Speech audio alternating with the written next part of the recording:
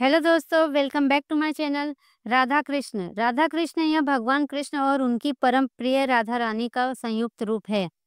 यह आत्मा की परमात्मा के प्रति गहरी लालसा, भक्ति और पूर्ण समर्पण को दर्शाता है। इसे अक्सर शुद्ध, निस्वार्थ और बिना शर्त के प्रेम का आदर्श माना जाता है। आत्मा का परमात्मा से मिलन। राधा को व्यक्तिगत आत्मा का प्रतीक माना जाता है, जबकि कृष्ण परमात्मा या भगवान का प्रतीक है। उनका मिलन आत्मा की परमात्मा के साथ एकात्मकता की तीव्र इच्छा और अंततः उस दिव्य मिलन को दर्शाता है। भक्ति का मार्ग। राधा की कृष्ण के प्रति अटूट भक्ति भक्तों के लिए एक आदर्श है। उनकी कहानी सिखाती है कि सच्ची भक्ति, त्याग और प्रेम के माध्यम से कोई भी भगवान तक पहुंच सकता है। राधा और कृष्ण की कहानियां मुख्य रूप से वृंदावन के उनके बचपन और युवा अवस्था के इर्द गिर्द घूमती है, जहां कृष्ण ने एक ग्वाले के रूप में समय बिताया। उनकी लीलाएं प्रेम, चंचलता और गहरी आध्यात्मिक शिक्षाओं से भरपूर होती है।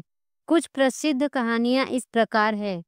रासलीला। यह सबसे प्रतिष्ठित कहानियों में से एक है, जहां कृष्ण ने पूर्णिमा की रात में गोपियों के साथ दिव्य नृत्य किया था, ताकि प्रत्येक गोपी को महसूस हो केवल उसके साथ नृत्य कर रहे हैं। लेकिन राधा का स्थान सबसे विशेष था। माखन चोरी और शरारतें। कृष्ण अपनी बचपन की शरारतों के लिए जाने जाते थे, जैसे कि माखन चोरी करना और गोपियों के मटके तोड़ना। राधा अक्सर उनकी इन हरकतों से नाराज होती थी, लेकिन उनके गहरे प्रेम के कारण हमेशा उन्हें माफ कर देती थी। बांसुरी की धुन। कृष्ण की बांसुरी की धुन इतनी मनमोहक थी कि यह राधा और अन्य गोपियों को मोहित कर देती थी, जिससे वे सब कुछ छोड़कर कृष्ण की ओर खींची चली आती थी। यह दिव्य आवाहन और आत्मा की परमात्मा के प्रति आकर्षित होने का प्रतीक है।